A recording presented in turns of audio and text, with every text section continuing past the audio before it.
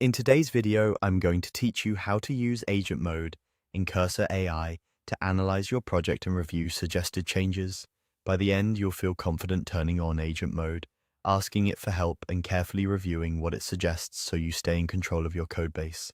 First, launch the Cursor AI editor on your computer. Make sure it's fully updated so you get the latest features and performance improvements. Once it's open, load the project or folder you want to work on. It's best to open the root of your repository so the agent can see your entire code structure, dependencies, and configuration files. If you're experimenting, consider using a test branch so you can safely explore suggestions without touching your main line of development. Next, open the AI panel by pressing Ctrl+I. This brings up the space where you'll interact with the AI. If the shortcut doesn't respond, confirm the editor window is in focus and check your keyboard layout.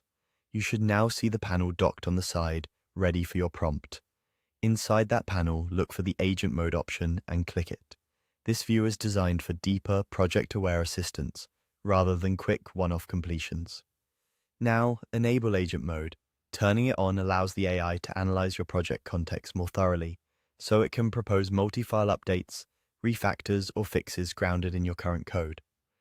With Agent Mode enabled, type your request into the input box. Be clear and specific about what you want. For example, refactor the authentication module for better error handling, or add unit tests for the utilities folder using the existing testing framework.